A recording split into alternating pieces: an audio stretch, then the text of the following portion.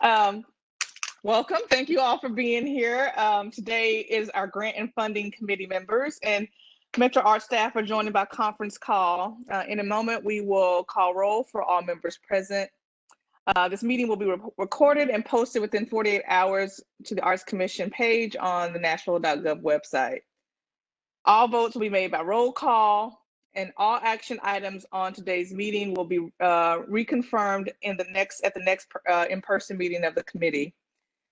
Now, I encourage all participants to stay muted until asked to speak. And if anybody's having any technical difficulties, please let Grace know. And before we proceed, does anybody have any technical difficulties? Let's just make sure everybody's good on that right now. Okay, great. So I am going to call the meeting to order, and I'm going to start with our roll call. So you'll have to unmute yourself, of course, to respond. So Bonnie Dowell.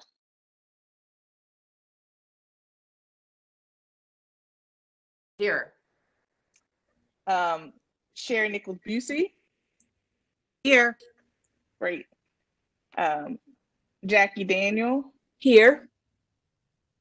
Am I missing? That's the only people that I had on the call log. Are there other folks that I need to have on this list? This is Mary Ellen here. Hi, thank you, Mary Elena. Okay. And Nicole Robbins.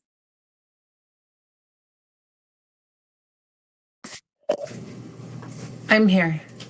Thank you.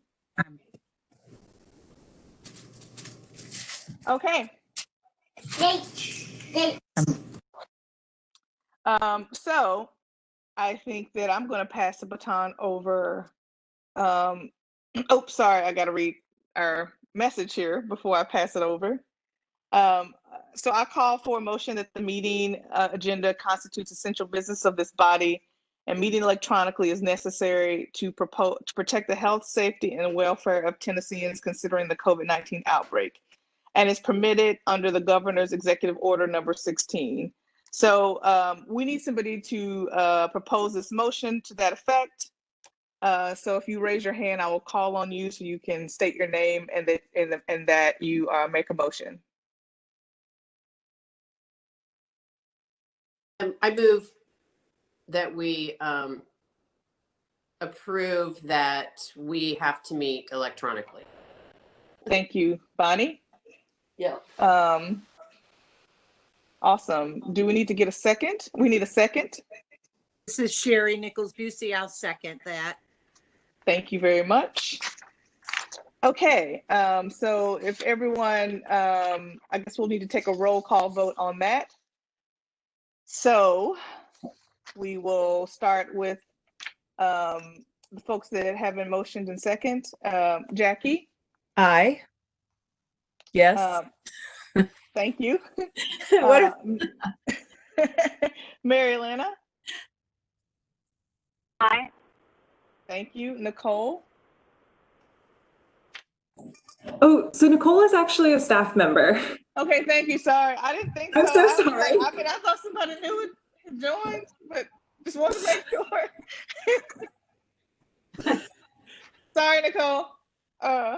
Okay. That's okay. I texted Grace. I'm like, I'm part of roll call. Okay. I apologize. No problem. No problem. Okay. And do I need to take up since Bonnie and Sherry made the motions? Do I need to get their official vote? You gotta tell me out on this. I vote yes, honey. I vote yes. Whatever. Okay. Sherry. This is Sherry and I vote yes. Thank you. Okay. Sorry, guys. I know we're struggling through this online meeting, but we're gonna make it. All right. Now I'm gonna pass it over to Janine, who's gonna do a much better job than I did. I am not sure about that, but I will do my best. So hi, everyone. Welcome. Nice to see you all virtually. And you'll hear a lot more from me as you have been in the past couple of these meetings.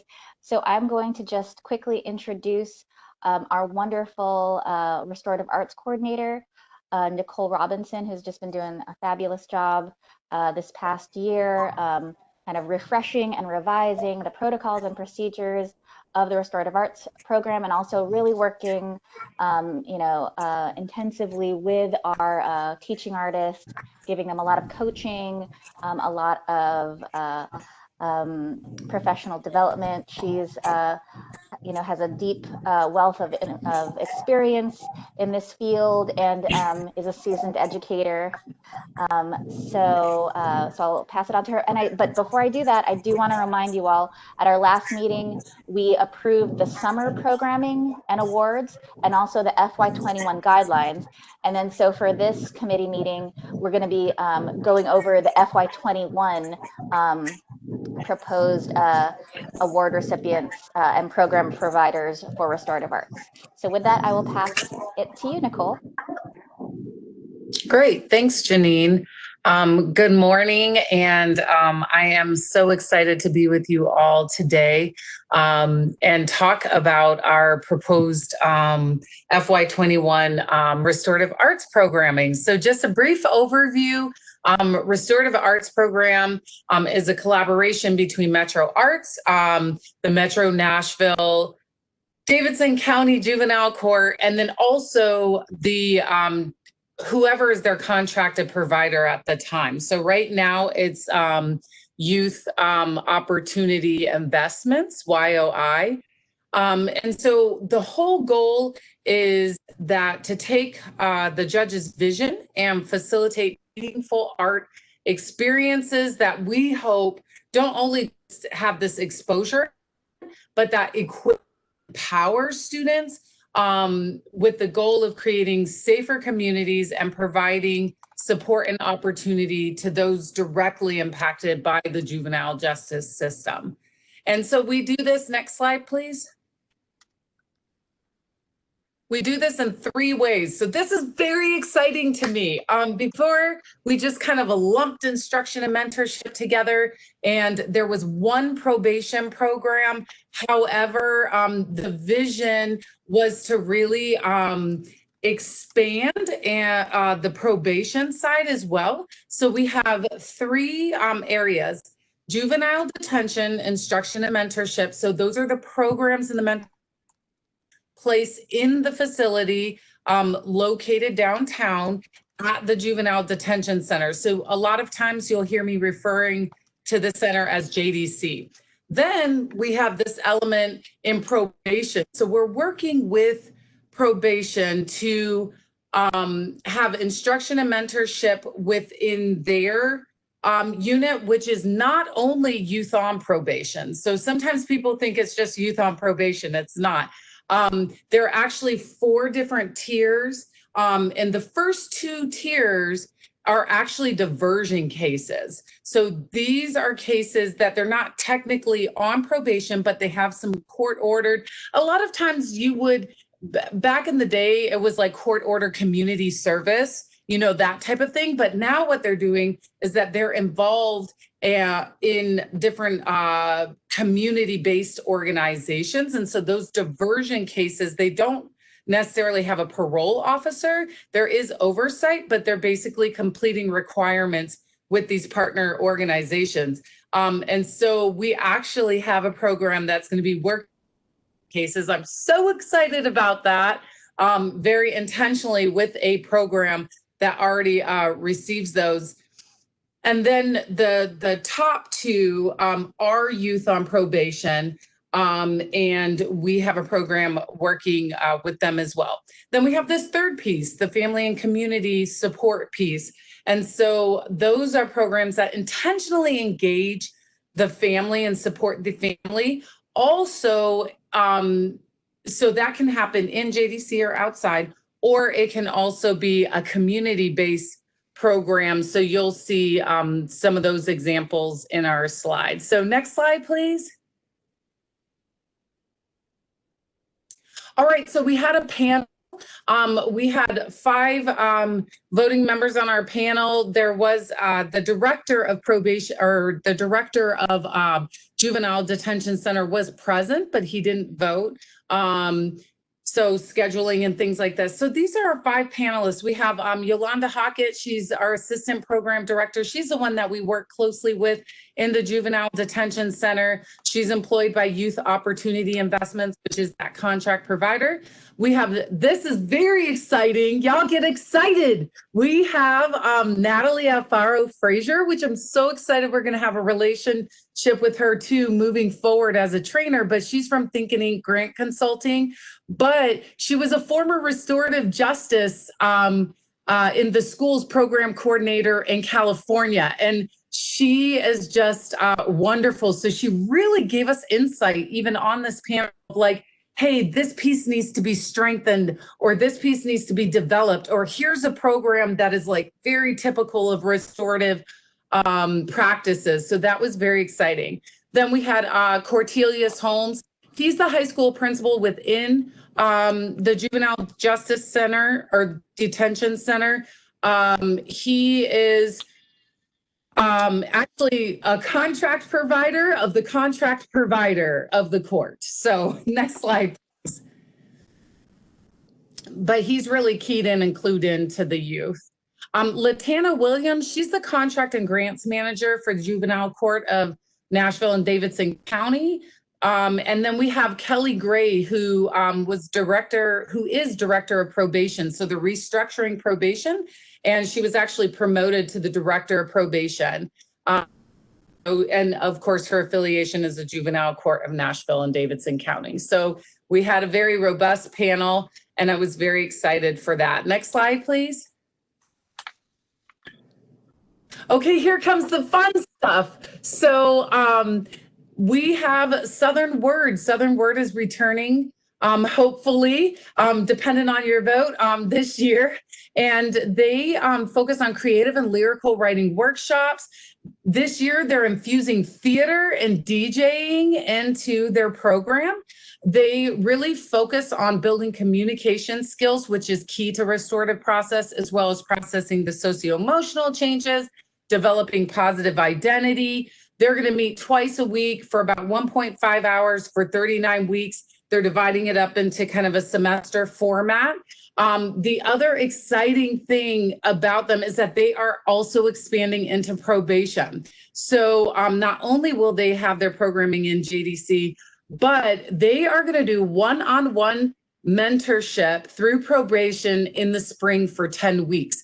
Our hope is that they would be able, about 4 to 5 of their students, maybe students that they have developed relationships with within the Juvenile Detention Center who are then released, and then they would be engaging the 3rd tier of probation who have expressed interest in spoken word or DJing or hip hop music. So that's exciting. The proposed amount of support is $24,375. And I was just going to read these and then ask for questions. However, if you have questions about a particular program, I heard that since this is committee, y'all can just jump in there and ask me questions. So just stop me and I can answer your questions. So the next is Global Education Center. They've also been with restorative arts from the beginning. There's 2 areas for them. They're in JDC, and then also this family and community support piece. Their key is just they like to offer a diverse array of programming. You see, we have everything from dance to music production. They responded to the call because I was like, we have no visual arts. We need visual arts because the kids love to work with their hands. And I mean, and a lot of them are really expert taggers. Actually, I see it through the facility and I'm like, okay, this is good. So now we have Global Arts actually responded to this call and this need when I asked our programmers. So they're going to have painting once a week, and they're also going to have arts and crafts once a month. They're also going to have something new, quarterly cultural performances. The JDC program director just asked, he was like, we really need to expose our kids to more like multicultural avenues. And so they're going to have flamenco, they're going to have South African boot dancing.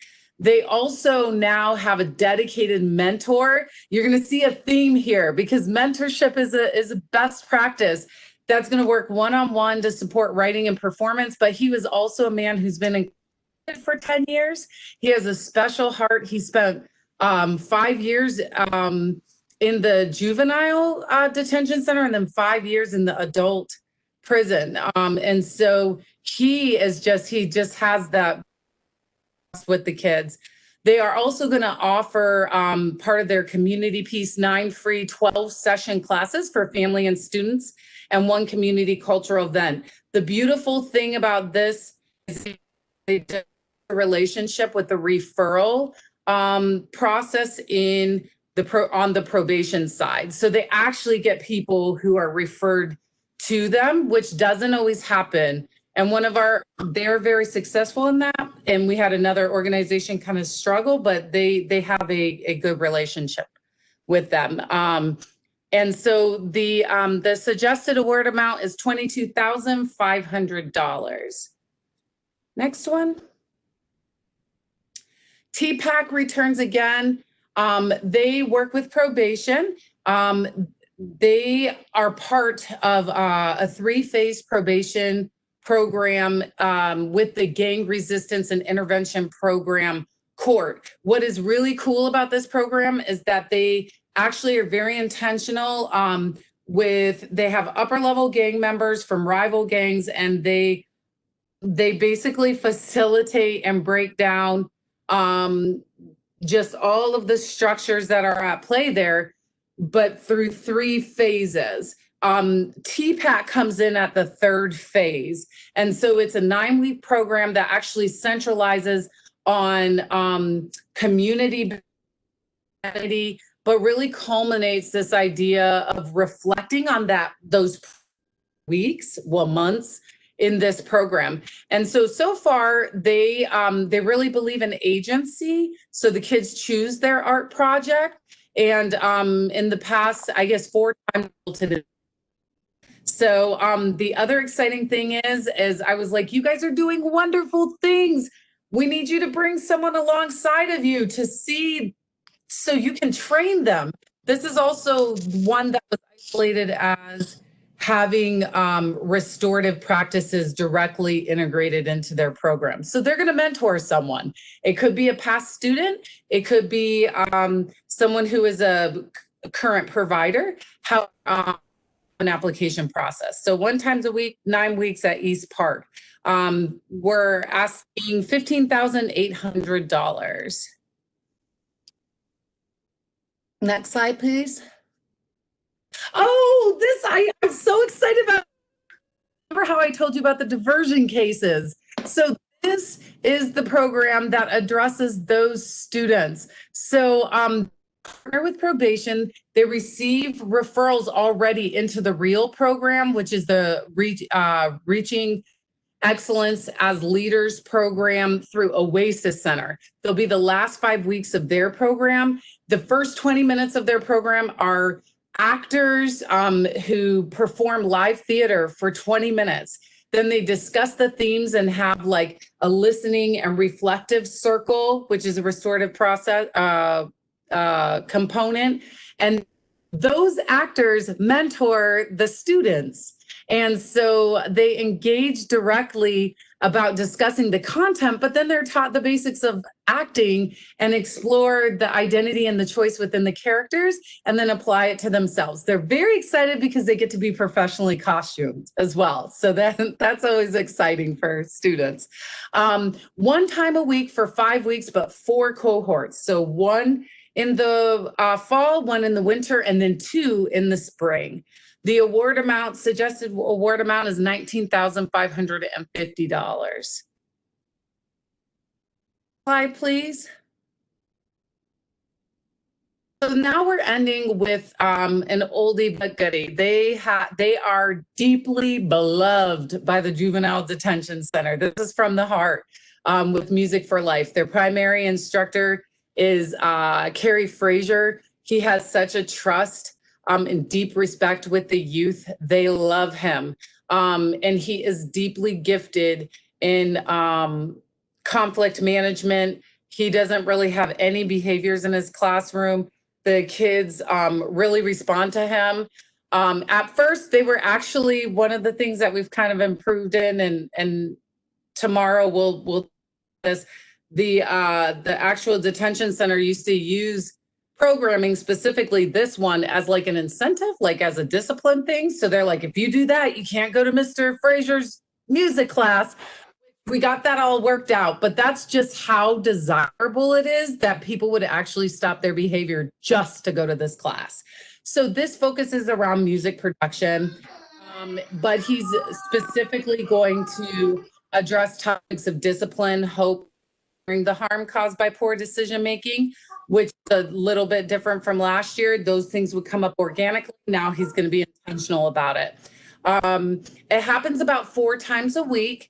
There'll be a spoken word artist, a music producer, and Carrie Frazier working in this project.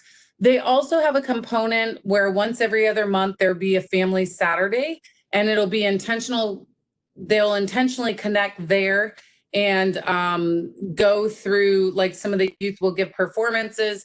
They'll also have a part where, like, a book club kind of for parents, and then hopefully intentionally connecting so that they can have classes at the center. So that suggested award amount is $15,900. Are there any questions?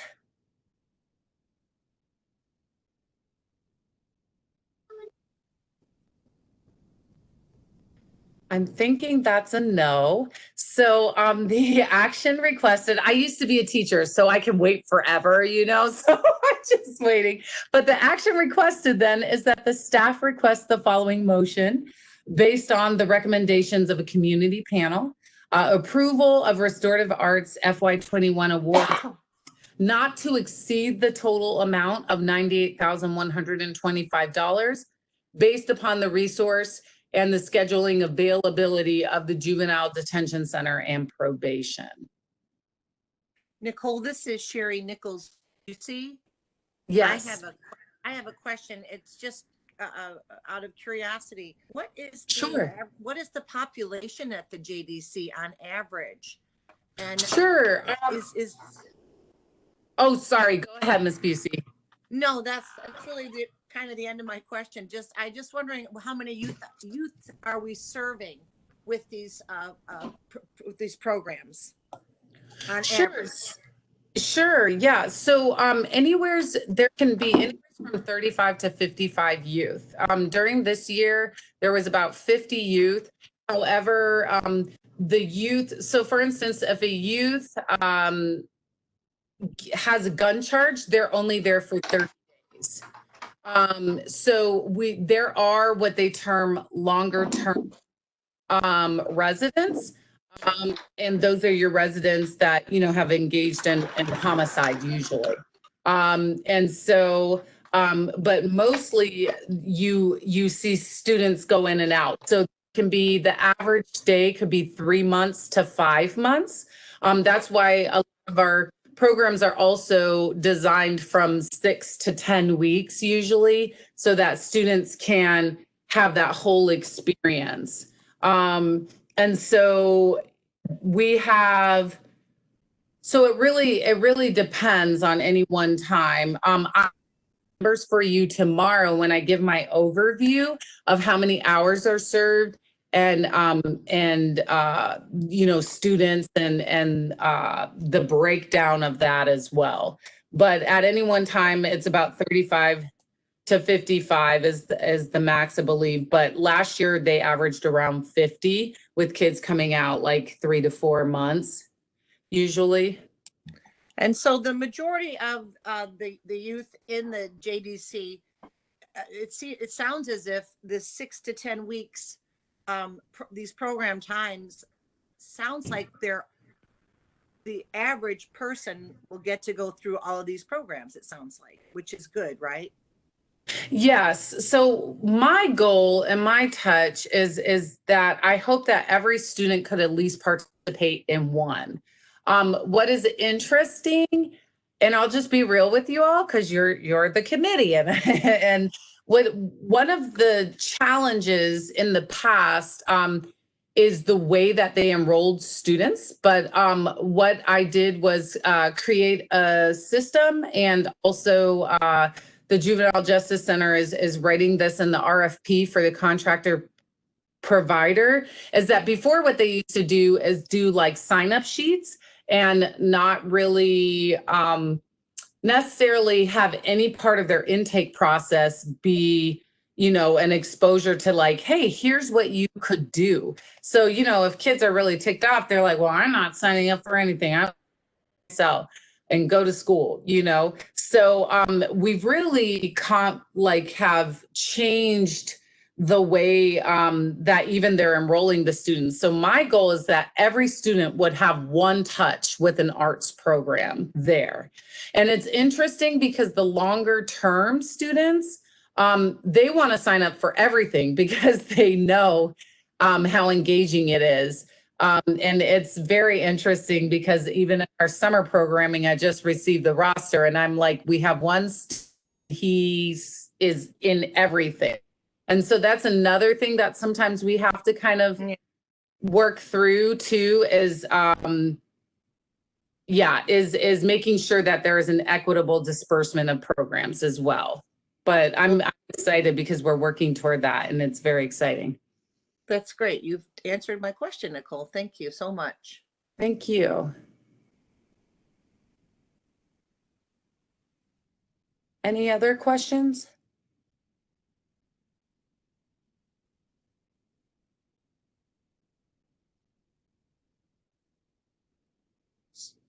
So I guess this is where I probably pass it over to Ms. Howell, correct? Right, I think so. Wonderful. I am handing you the baton. Here you go. Okay, just making sure, are there any clarifying questions about the motion or the presentation? Just one more chance for questions. Sure.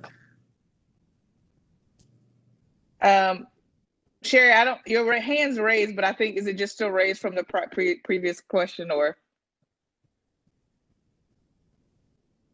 I think so. All right, thank you.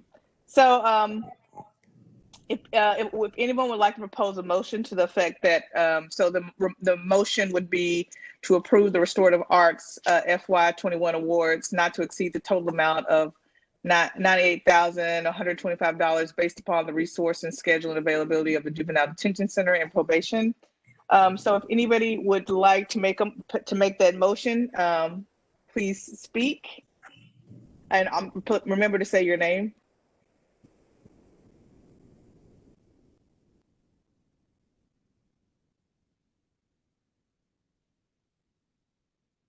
This is Sherry Nichols Busey, and I would like to make the motion to put this budget forward of all the restorative arts. Thank you. Is there a second? I'll second that motion. This is Jackie. Thank you, Jackie. So we are going to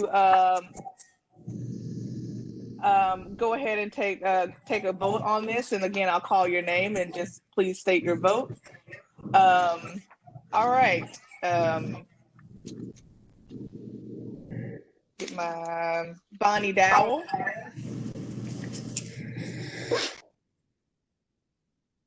I vote yes. Thank you. Mary Elena. I vote yes. Thank you. Sherry. I vote yes. Jackie Daniel. I vote yes. Mattia Powell, and I vote yes. Okay. I am going to now pass it over to Carolyn to discuss a little bit more about our grant allocations. Great. Thank you, Mattia. Thank you, Nicole. That was really exciting to hear about. I just wanted, before Janine gets into all of the allocations, update you on our budget. We did have about $1 million reinstated into our budget based on the substitute that was voted on last Tuesday. So we're very grateful for that. Thank your Metro Council for reinstating that budget. We're very excited to receive that money back. It was still about a $200,000 cut to our overall budget. So what we've done is shaved about $100,000 of that from our operational budget and other programming, and then $100,000 from the grants budget. But I think as you'll see, and Janine will explain, there are more organizations. We have organizations growing. So there is, it has been a little bit harder to spread the funds out. So you'll see that as we go through the allocations, but we are going into this with almost a flat budget from last year, but not quite. And, you know, and I think as you'll see, we you know, we're still, you know, having trouble spreading those funds out just because we have so much happening in the community and so many new organizations, which is very exciting. But we wanted to just note that before we got into this, in case you didn't catch the, you know, 12-hour council meeting last week. I think that's it. I just wanted to let you know where we were on budget, and then I'll hand it, I think, back over to Janine. Great. I will take that. Hi, everyone, again. Cool. So, yeah, I'm going to give everybody just like an overview of the process that some of you are very familiar with, but I know I don't want to assume, so we'll just all review together. And then we'll go kind of into the nitty gritty of like almost line by line of the allocations. And then we'll have time, you know, we've allocated lots of time to just discuss and ask questions.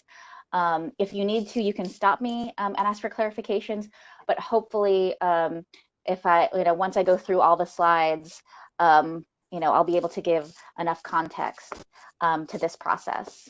So great. Okay, so with that, I'll have the next slide, please. So again, just to overview, we have three funding categories. We have our basic operating, which is our, you know, which funds our larger organizations. So basically any organization over $100,000. And then we do further break those down into categories, depending on the size of the budget. So basic 1, basic 2, basic 3. And I have a slide that shows each of those kind of specific breakdowns. We only review the larger organizations, the basic category, every 3 years. So this is the year where we reviewed them. And we work with out-of-state experts who are, you know, foundation professionals, and, you know, just experts in the field that have, you know, organizational development and also grant making expertise. And also we work, although we do work with, we have been working with a certified public accountant every year to review the finances from all of the operating applications. Then we have our core operating, which is our, you know, there are smaller organizations or newer or smaller organizations. So either they've been around for just 2 years, and that kind of it doesn't matter what their budget is, if they're new, they're in this category. Also, any organization that has a budget of below $100,000. And also, even if they are a larger organization that has that's been around for a while, but they haven't applied, they don't apply for our grants within a basic operating review year, they're also moved to this core operating category. And then finally, we have our project support. And so those are, you know, really exciting programs. So it's, you know, youth and the creation and access. And our philosophy behind the project support is that we want to fund fewer but higher quality projects that are really aligned with Metro Arts goals and standards. And of course, this is funding separate from operating. So next slide, please. And then now we'll review the scoring criteria for all of the applications. So every application is reviewed on the art, the community, and the organization. So, you know, in regards to art, you know, we think about the qualifications of the lead artist involved. Also, the artistic goals and outcomes are very key to this criteria. In regards to community, of course, the engagement strategy, the understanding of community, and with that understanding, do they really know if this is an artistic or cultural need? Also, you know, are they applying an equity analysis to their work? How are they implementing it? All of those questions kind of go under the community criteria.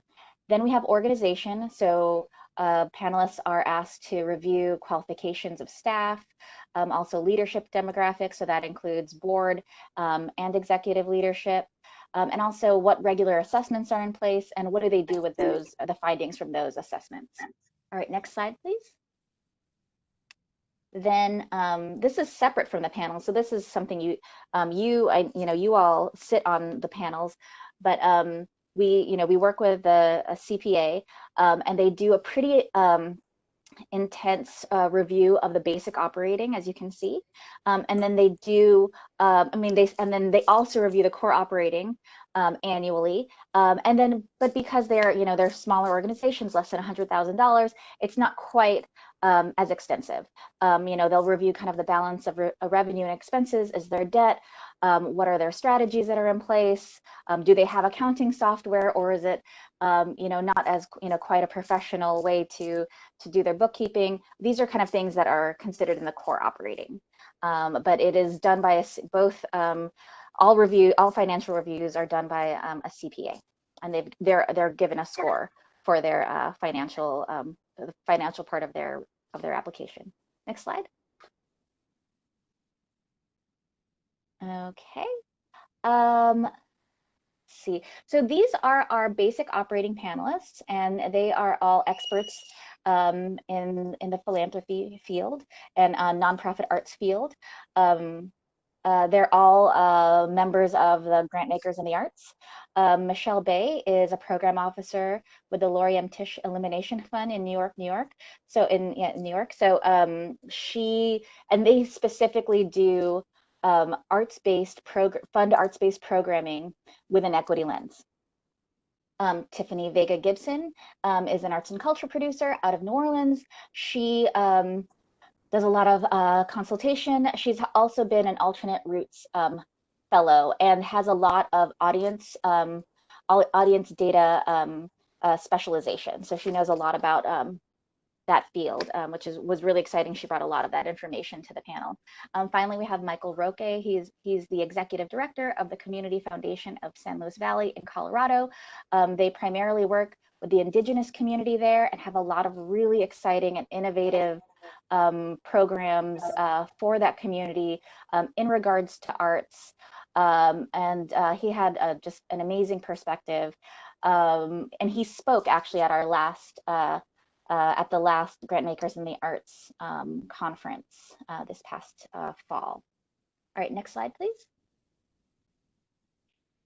All right, so our community panelists, and I do have to give a lot of major thanks right here to Grace, who helped wrangle this. It's very complicated. There's just so many people that are involved, and it's really wonderful. So basically all non-basic panels are reviewed by local Nashville residents who have some sort of arts expertise. So typically, because we have to choose panels with limited conflicts of interest, a lot of them are advocates or academics in the field, some graduate students or retired professionals still living in Nashville. She did a wonderful job of recruiting all of those panelists this year.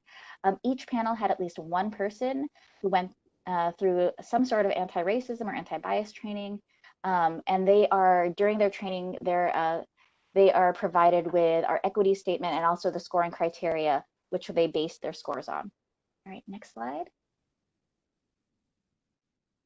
As Caroline mentioned, it's a really exciting year.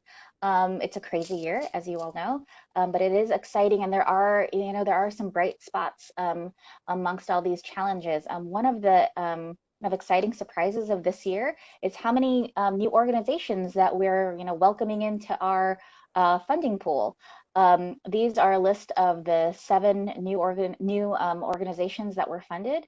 Operation Song, which is an organization that focuses on veterans and uses music as a way to connect with them, to support them, to bring about kind of healing, allow them to just express themselves, and utilize their creativity and their experience, and bring that out into the world. And we're really excited to be working with them this year. Arts and Business Council of Nashville, you've probably heard of them, but they're a new grantee. I'm going to talk a little bit more about them in just a bit, about why they are now kind of in the pool. Unscripted is a new improv organization, improv theater organization that also really utilizes an equity lens in everything they do. Dancing Through the Curriculum is featured here with the photo on the slide, and they're a really exciting, dance organization that integrates the core standards in everything they do. So really lots of good thought, data behind there, and just a lot of fun, great programming.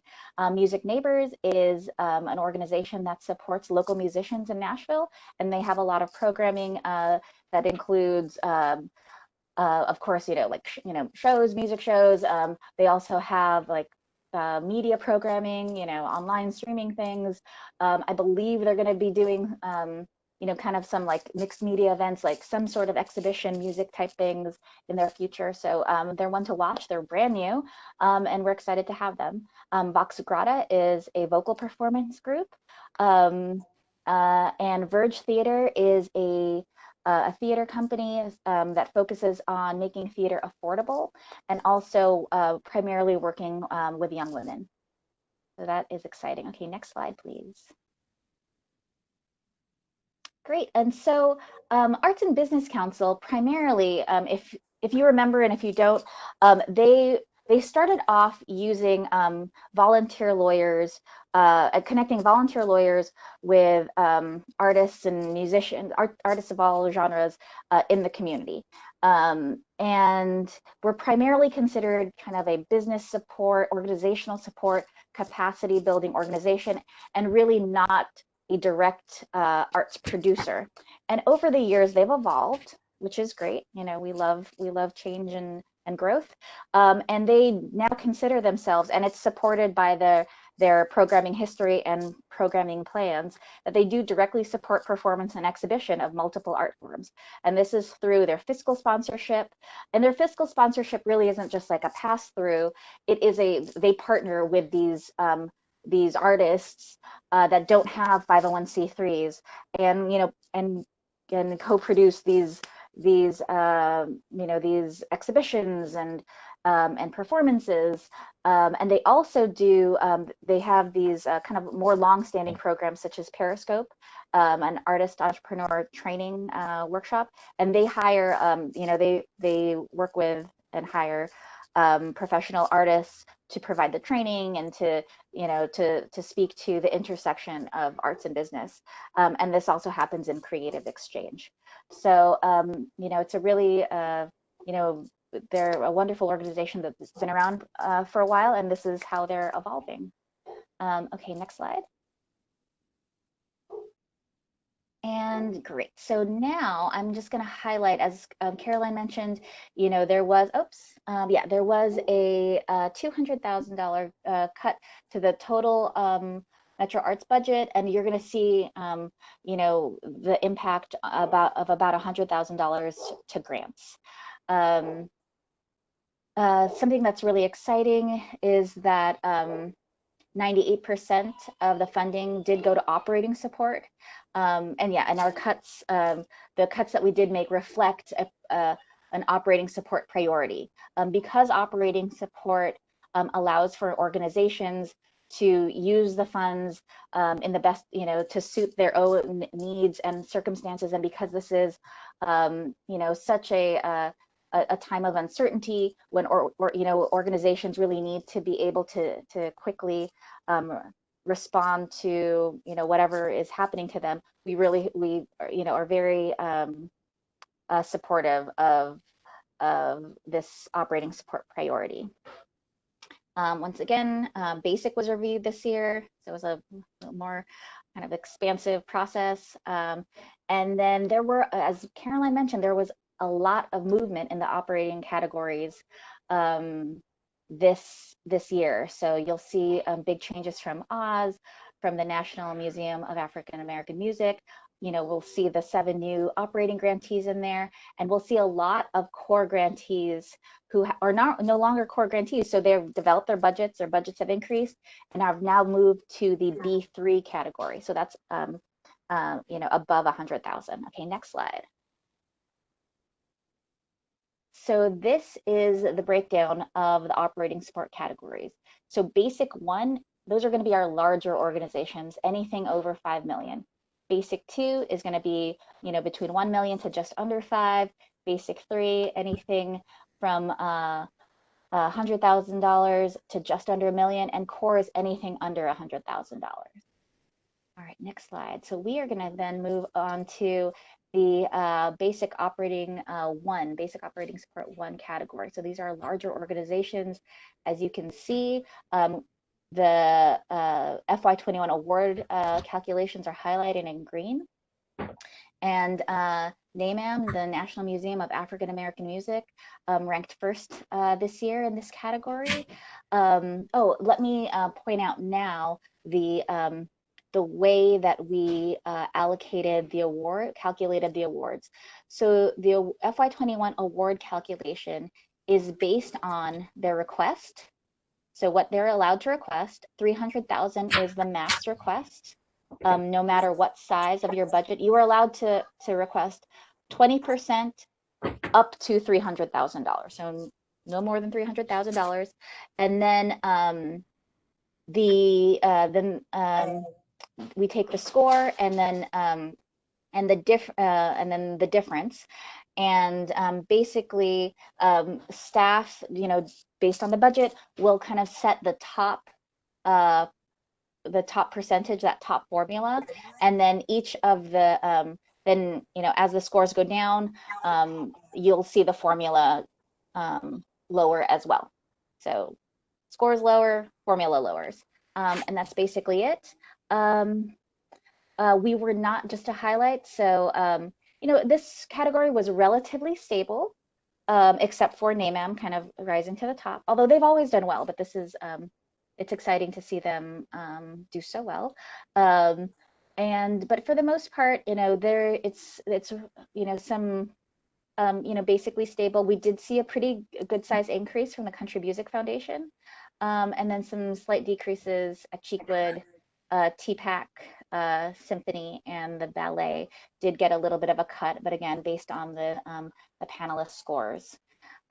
We were staff, you know, based on the scores given by the panelists, our expert panelists, decided not to allocate any funds to the Society for the Preservation and Encouragement of the Barbershop Quartet Singing in America. And so you'll see that X'd out with a 0 allocation. Okay, next slide, please. All right, so let's go to basic 2. Great. Great. So here we are at basic 2, and the top score was Belcourt. And I will put there was a large increase to Oz. They did very well. You know, they're a newer, dynamic, emerging organization, so they had a lot of improvements. They've sought out coaching from Metro Arts staff and other places. Anti-racism. I know that they've, you know, checked in with Crossroads, and they're doing a lot of professional development on multiple levels. And I think it was reflected in their increase of scores and their ranking. We had some decreases to W.O. Smith. They are third, but because of their request, that's really reflected in their award calculation. And we did confirm that that was their request. A slight increase to the opera, slight decrease to Humanities Tennessee. And this National Children's Theater, will want to point out that they are going to have a pretty large decrease based on their the panelist scores and their ranking this year, as opposed to 3 years ago. It was pretty significant. Nashville Rep ranked 7th, but they do have an increase in their award this year. So they did pretty well. All right, next slide, please. Okay. Great. Okay, so here is basic operating. I won't go through this all line by line, but what I will do is point out that many organizations moved up from core into this category. So they, kind of, have transitioned and expanded their budgets and transitioned to this a higher budget category above $100,000. You'll also see a couple of the new organizations. Operation Song is in this category, and Arts and Business Council of Greater Nashville. And a lot of our kind of emerging newer organizations, moved to the top. So, Southern Word did well last time, and and continue to do well. But we have Youth Empowerment in the Arts and Humanities, Moves and Grooves, Theater Bug, Turnip Green. All are kind of newer organizations that are doing a lot of development, a lot of changes in their organization, and it shows. Oops. Am I still here? Oh, good. Oops. Okay, I think I lost my screen, but I hope you all can still hear me. Let's go to the next slide. Okay, I think I'm still here. Okay, great. Let's go, let's do core next. Tech difficulties. All right, great.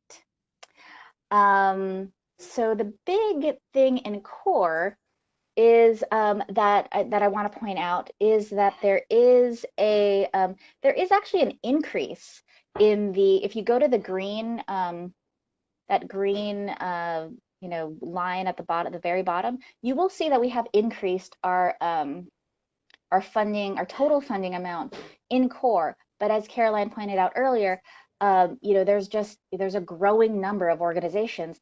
Anyone that you see with an NA next to them in the FY20 award is a new organization, new to us anyways.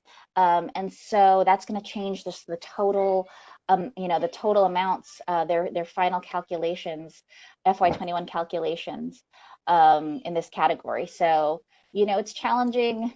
We always want to give them more. We're excited that we see new people. We're excited that despite all the challenges that we've seen, that there's still that Nashville has a really exciting and dynamic arts and culture scene, and it's showing. So it's a little bittersweet, but that's the kind of the story with the core operating category this year. All right, next slide, please. So we're going to jump into the to the projects now. Let's see, I will point out that so in regards to our projects, we have funded the creation category, youth arts, and access. Because of the cuts we did have to make, staff is recommending that we do not fund Catalyst and instead move that to the operating support. And we can talk more about that in a little bit. But to jump back into creation, in this category, Oz was the top scorer. I did very well. And I will, let's go to the next slide and just start talking about their project a little bit, because I'm very excited to talk about a few of the details of this very ambitious project in the creation grant category. So they are proposing an unprecedented community-wide collaboration, engaging more than 40 diverse Nashville performers that are associated with a dozen local cultural organizations, congregations, and schools, united for an urgent performance exploring the timely themes of hope, recovery, resilience, adversity, catastrophe, and loss. And I think they proposed this before COVID, or before it got crazy. So this is like, it's very forward thinking of them. And the creative team that they're working with is Shabazz Ujima, David Ragland, and Sean Witzel, very influential African-American artists. And I do want to point out that, so in this specific grant, the creation grant funds the creative process and not the performance. So Oz will have the flexibility to launch the performances when it makes sense for them, or to make those different production and performance decisions at that time. What Metro Arts is doing is funding the creative process, which we feel is vital during this time, to continue to do that in the ways that we can. So felt that it was very important to fund the creation grant. Okay, let's move on to the next project slide. Great, and so next up is the Youth Arts Project. And what I want to point out with these three organizations, Oasis, East Nashville Hope Exchange, and Rocketown, is that they're actually all non-arts organizations, but that utilize and leverage the arts to promote their goals and mission out in the community. And so we really view them as, this expands Metro Arts reach, which is exciting. And they all focus on, specifically on very different organizations from each other, and so, and again, it really expands our work, which is exciting.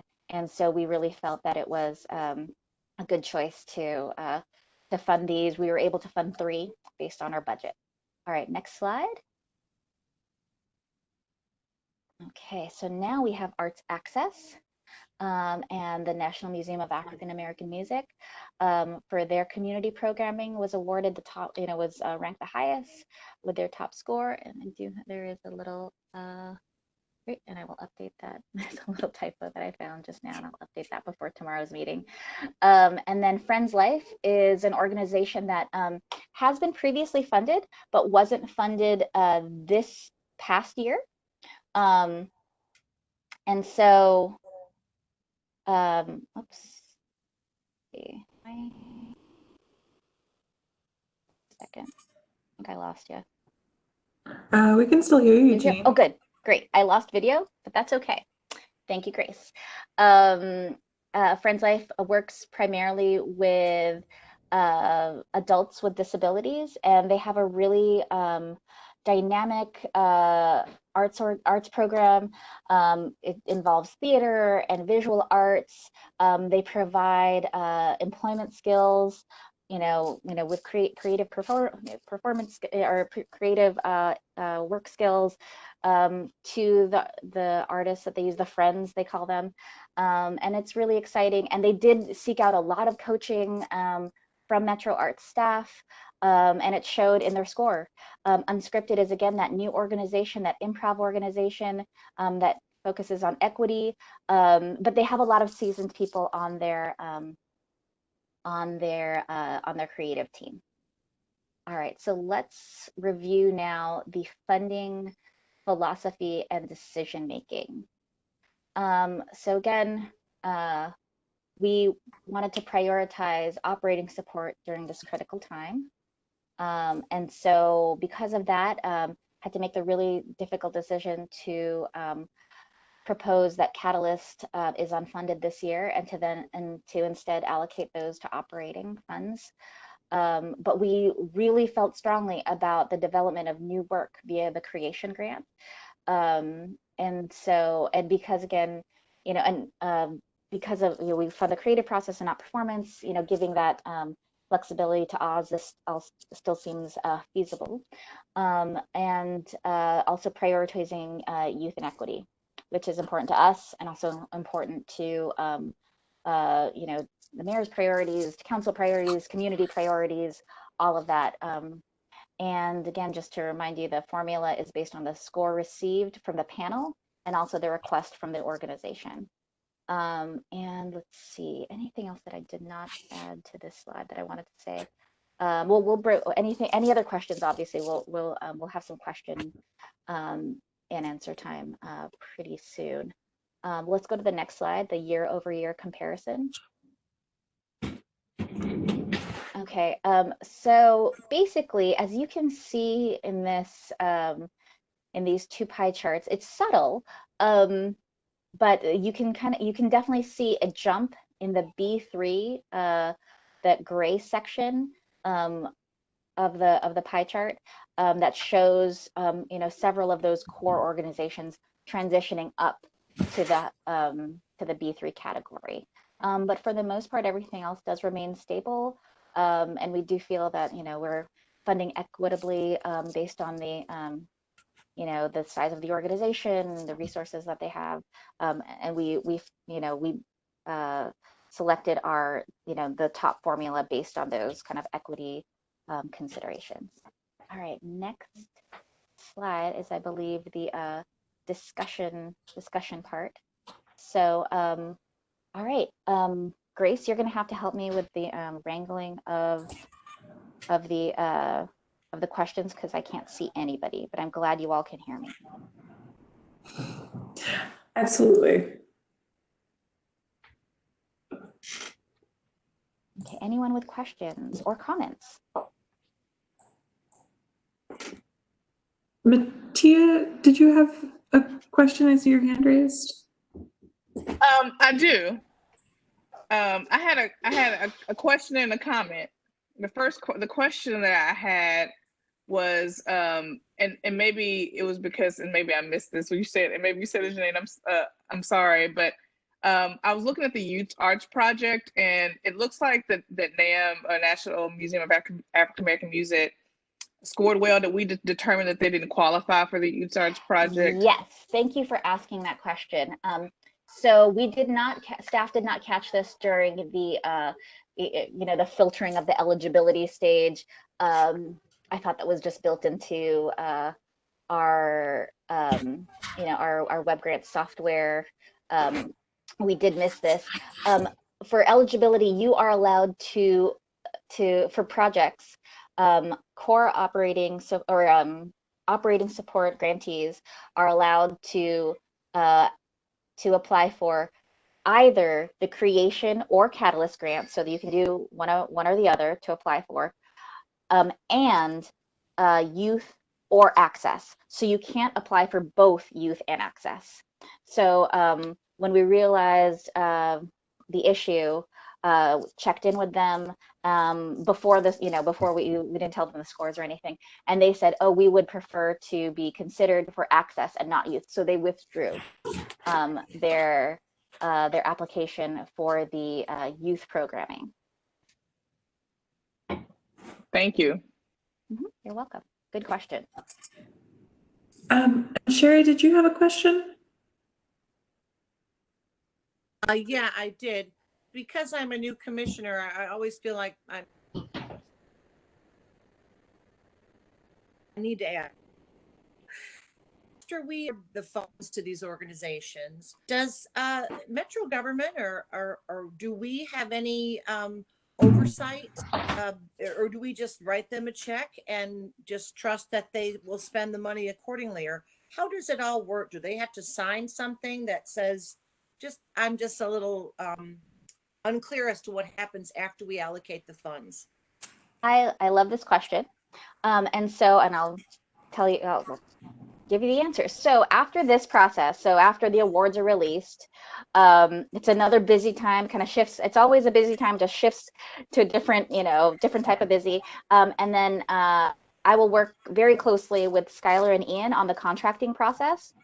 And so, but actually this year, this is what I wanted to bring up in the funding and decision-making process.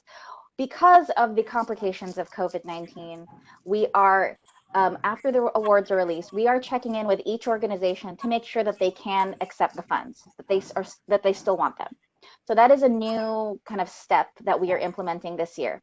After they've confirmed that they are indeed, you know, able to receive the funds, Grace will work on this too. But Ian and Skylar in particular kind of jump on the contracting and revised budget work. And so because, you know, as you can see, they apply for typically larger amounts than they receive. They'll have to submit to us a revised budget reflecting their actual award, and then sign the contract. So their board president and their executive director will sign the contract, and then send it back to us. That gets run through all of the the metro departments, many metro departments, and then at that point, once we receive it signed by everybody, we're able to work with payment services to issue them their first payments of 80% of their award. After that, throughout the year, of course, there's check-ins. I mean, we value that relationship building and relationship that we have with each of our grantees. We monitor 10% of our grantees in a more intensive way. So that involves just check-ins, like of course, just like how you're doing, are the programs like in place, and also they do have to submit expenses spent thus far, and those have to match up with the the expenses that they said they would use it for. Also, just other compliance issues, like, are you using our logo? Is it, and then basically just like, is this the program you said you're going to do? Or did it veer in a major way? And for the most part, everybody, our monitoring has proven that everybody's pretty good. They might need a little coaching here and there, or some support, but for the most part, it's been a really healthy part of the process. And then finally, at the close of their programming, at the end of the fiscal year, typically, so right now, they're submitting their final evaluations, final expenses, and once that's all been received and then reviewed by staff, they're issued their final check. So we do check, and then other people check on us too, to make sure that we're doing our job. So different, all the finance folks and audit folks will check to make sure that everything is above board and as it should be. A great question, Sherry. Thanks, Janine. Thank you for your answer. Yeah, any others? I believe back to Mattia. Great. Couple questions, and I didn't get my comment the last time, but I'll start with the question, and then I'll do my comment. So, I think it could be possible that some of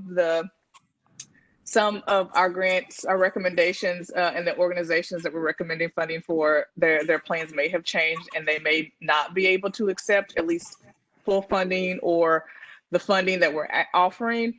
How will that be reallocated? Will that require a board vote to be reallocated if someone says that they can't accept the funds, or they're not going to be able to do their programming? What would that process look like, or do we even know? Yeah, we're kind of anticipating need this year, because we have had to do a lot of pivoting and stepping back so we can move forward this year. And so in our action that we are asking of the grants committee today, what we're going to be asking for is not only approval of this process, but approval, we're asking committee and then commission approval of staff being able to reallocate after after confirmation, if after the confirmation of awards process, if anyone says that they cannot accept the awards, giving staff, the agency, the approval to kind of go down the list and say, okay, this organization X is not able to accept the funds, so we'll move it down the line. Or we'll expand, if it's a core, so let's say if it's like operating funds, then they're not able to get it, so maybe we expand everybody, give everybody a little bit more. Or if it's a project budget, being able to fund a project, a lower scoring project that wasn't awarded originally. Thank you. That's the ask this year. Yeah. Oh yeah, I appreciate and so continue, that. Mattia. Yeah, no, I appreciate that. And the other thing that I just wanted to, first of all, commend the staff on, this grant process. I know it takes a lot of energy to bring together these panels and to go through this process. And I just want to commend you all on that. And, I've had the pleasure of sitting on a panel for now 2 years. And I will say, it is really rewarding to learn about all the work that's happening in Nashville. But I will say one of the concerns that I've just seen in the last few years, and I know I've not been on the commission that long, is we have this really, we have a commitment to equity and diversity. And, this is the second year that I've been on the panels, and I feel like most of the panelists and the folks that are really part of this process understand that commitment. And so there's always these really intense, all these really great questions around how equitable organizations are, like what their process is to diversify, to bring voice and power to underrepresented populations, as well as populations in which they're hoping to impact. And I feel like a lot of times, like the last few years, I know we're on this journey. This is a new journey for the commission. And I know a lot of organizations are really starting their equity journeys now. And so they're on, they're in different places, but I feel like a lot of the questions, a lot of the answers are, we're working on it. And right now that's kind of sufficed for most of the time. So it's like how you bringing diversity to your board. It's like, we're working on it. There's a lot of answers around people still working on it. And at some point I feel like we have to figure out how we make that part of the process where it's not just we can't accept just we're working on it, but we need to see some progress around organizations and their commitment to, equity and inclusion and diversity, because that's the commitment that we've made as a commission. So, I would love to talk about it at some point. I don't think this is something we can talk about today, but like, I'd just love to think about how we can use this grant process to really to really get organizations to a place where they're actually moving on that.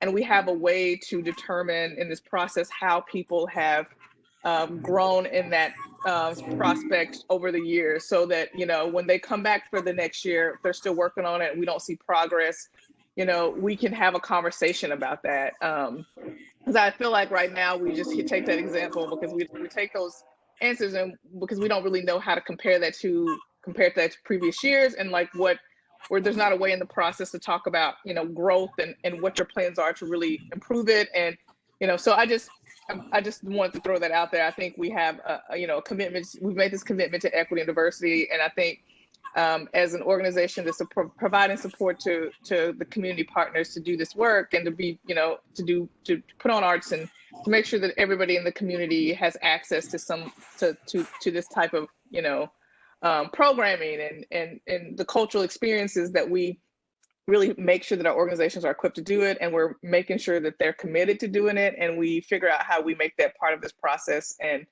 we can have those conversations and have more informed about their commitment to it and how they're implementing that in their operations. Sorry, that was kind of long-winded, but No, thank you so much, Mattia, and you are the chair, so you can open this up to for some discussion as you choose. And before I kind of comment on a little bit of like kind of staff discussion and give some context to kind of the work that's developing with CARE, with the Committee for Anti-Racism and Equity. Grace, do you want to see if anyone else on the committee, any of the other commissioners, has any comments? I can't see right now, or I can't see the hands. I don't see any raised hands, but of course, okay. Commissioners are welcome to unmute and share if they would like. Yeah. So thank you so much, Mattia, for bringing this up. Again, I'll just kind of just briefly talk about what staff is doing right now. First off, we are, we have been having discussions on ways to operationalize equity within the grants process, because it really does have to be operationalized. It can't just be talked about because, as you know, that doesn't necessarily lead to the impact that we're looking for. And so, this summer, beginning in July, we have high hopes for July.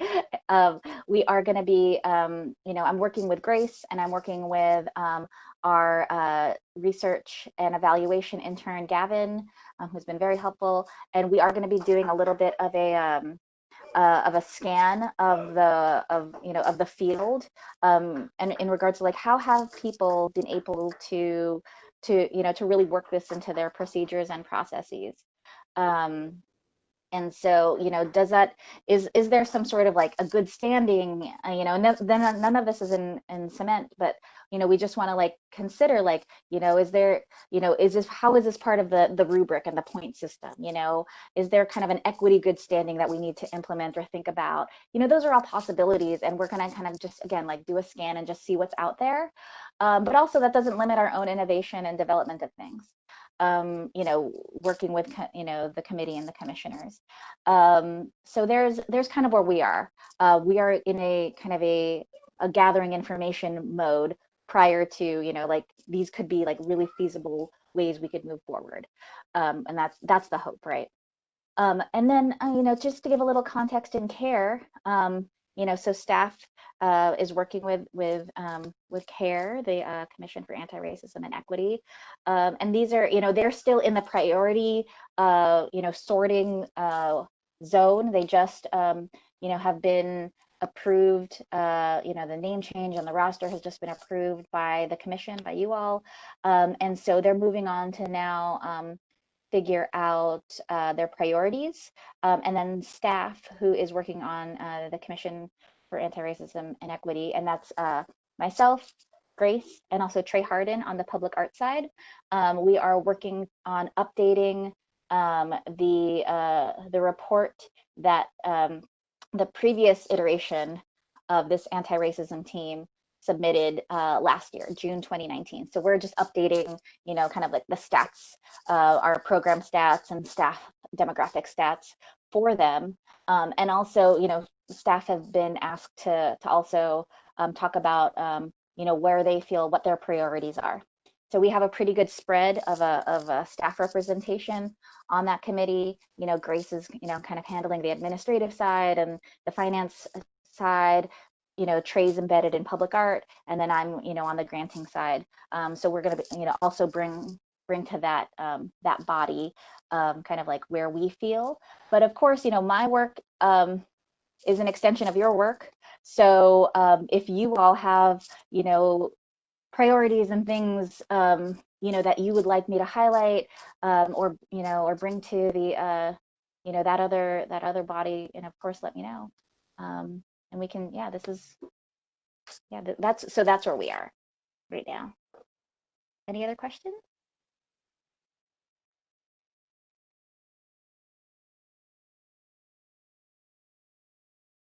All right, well, that's my update.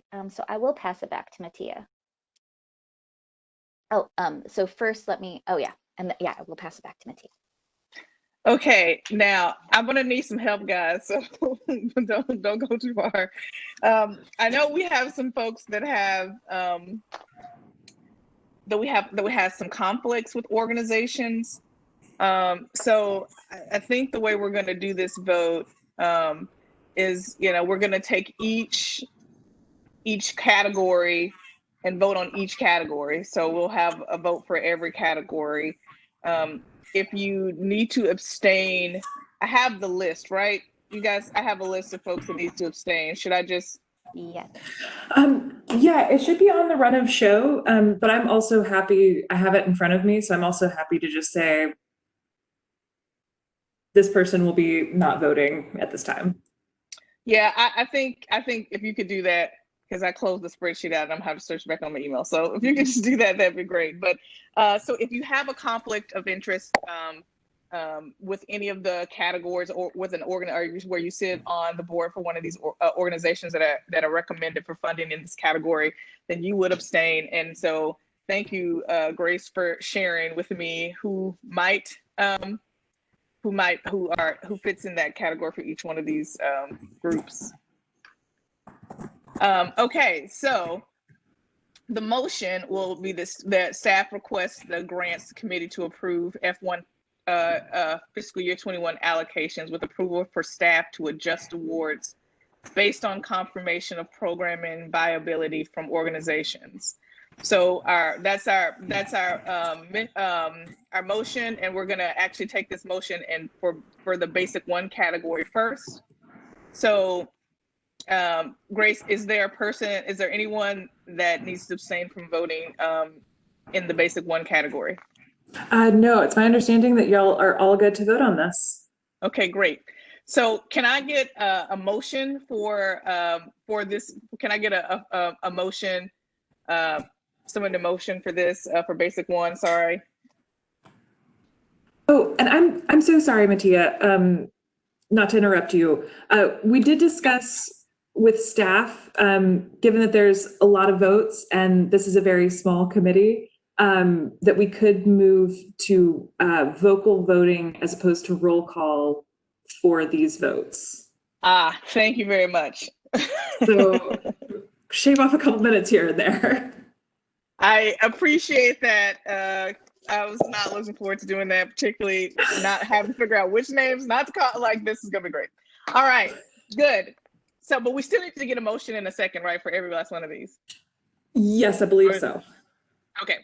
So, do I have a motion for us to approve the F121 allocations and with the approval for staff to adjust awards based on confirmation of programming viability from organizations for the basic one category? Can I get a motion for that?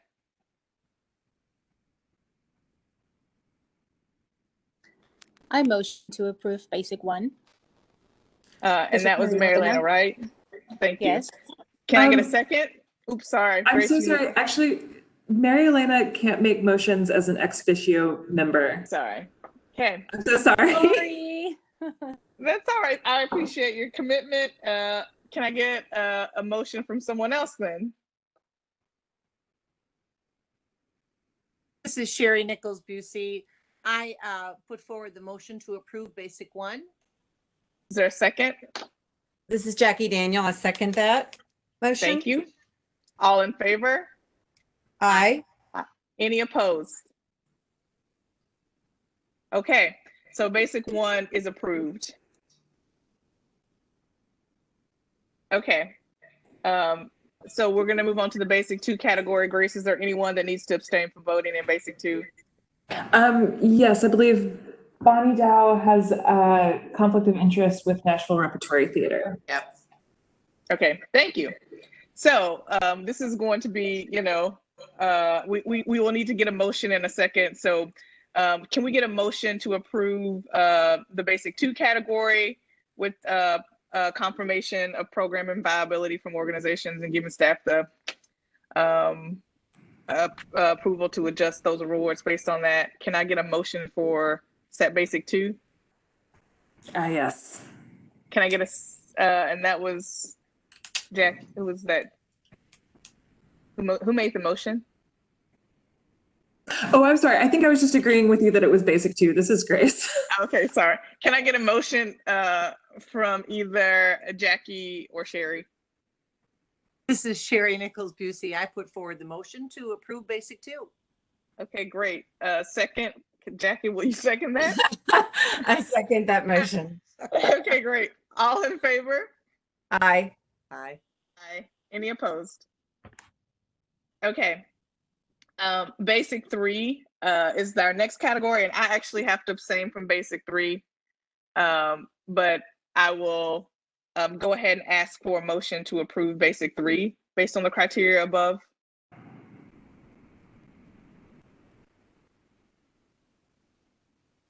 Can I get a motion? I make a motion to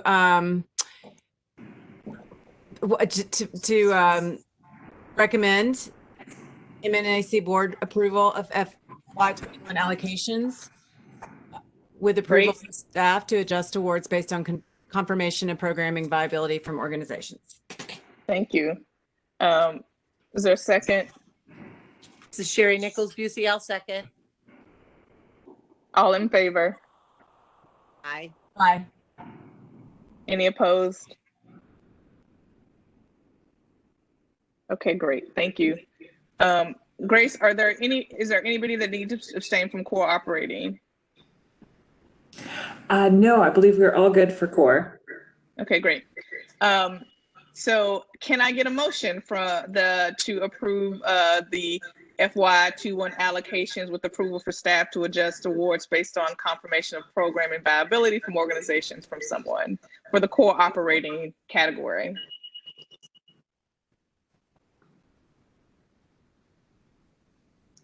I move to for grants committee to recommend MNAC. That's not the right one, is it? It's the same one I just read. For basic three? Yeah. So No, they're we're on for core. all of them. Yeah, Okay. So it's we're on cooperating. cooperating, yes. Yeah. So I move that the grants committee to recommend MNAC board approve FY21 allegations with approval for staff to adjust awards based on confirmation and programming viability from organizations. Great, thank you. This is Bonnie. I'll second. Thank you. All in favor? Aye. Aye.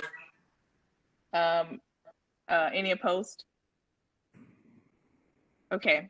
The creation grant is next. And so can I get a motion for the approval of the creation funding? This is Sherry Nichols Busey. I move forward that we approve that MNAC board approves the FY21 allocations under the creation. Thank you. Second? This is Jackie Daniel. I second that. All in favor? Aye. Aye. Any opposed? Okay, great. We're going to move over to the Callis grant. As you recall, we've decided not to grant any funds in this category, but I'm assuming we have to approve that is the case. So can I get a motion to approve the recommendations for the Catalyst grant? Sherry Nichols Busey here. I put forward the motion to approve all the allocations for the Catalyst grant. Thank you. Is there a second? This is Jackie Daniel. I second that. All in favor? Aye. Aye. Any opposed? Okay, awesome. So we're moving on to the youth arts category. Can I get a motion to approve the allocations for the youth arts category? I move to approve. This is Jackie Daniel. I move to approve the allocations for the youth arts category. Great. Is there a second? Oh, Sherry Nichols Busey, I'll second that. Great. All in favor? Aye. Aye. Any opposed? This is our last category. So can I get a motion to approve the funding allocations for the art access category? I move that we approve the funding allocations for the arts access category. Great. Can I get a second? This is Jackie Daniel. I second that. Awesome. So all in favor? Aye. Aye. Aye. Any opposed? All right. We made it through. Thank you. So I believe that, I'm sorry, I got to go through all the pages to get to the end, but I'm going to turn it back over to the staff here. Yes, I think all we have to do before the end of the meeting is set our August committee meeting. Okay, great.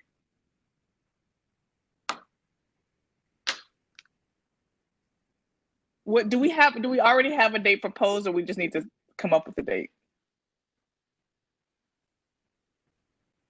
I believe we just need to come up with a date. Okay. And I can't remember our convention because I know everything is kind of moved. It kind of has moved since we haven't been meeting on our regular scheduled times just because of COVID. Do we need to give a report before the August board meeting? Will we have to give some sort of report before the commission meeting during that month? Do we need to meet before that commission meeting, which I'm assuming we'll just have at our regular time? Yes, I believe we'll have action items for the August 20th commission meeting, correct, Grace? And Yes. So that would typically mean you would meet the week of August 10th through the 14th. But Okay. in any event, you need to meet before the commission meeting. Got it. So the week of the 10th and the 14th, I think let's shoot for that. What about just the 13th? This is just the week prior to that. Does that work for everyone, meeting on the 13th?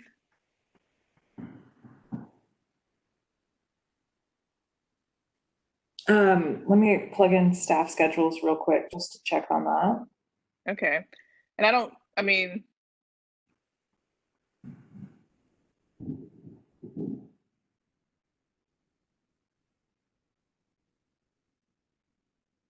It looks like we should be fairly available on our end for the 13th. Awesome. I'm assuming, I guess we'll make a determination of whether or not it's going to be in person or virtual closer to time, correct? Unfortunately, our Metro lawyer feels pretty much like the executive order is not going to get renewed. So at that point in August, we would need to meet in person. Okay. That's fine. What time of day are we likely to meet? We can pick the time of day. Okay. What works best for everybody?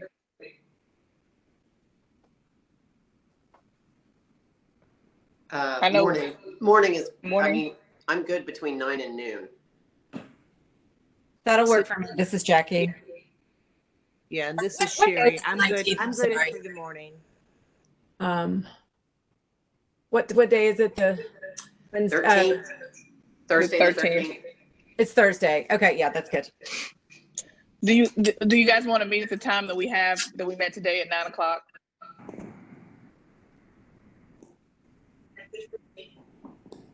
Yes. Sure. Okay.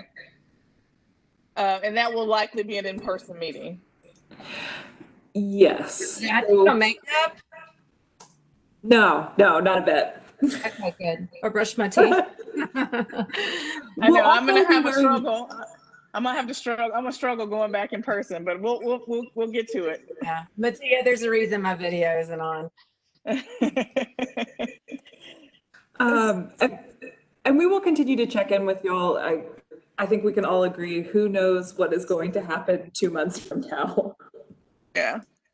Will we meet at the commission? Because I don't know if we'll still have standards around social distancing. So, and I know that room that we generally meet in is fairly small. So I don't know. Will we meet there, or we don't know?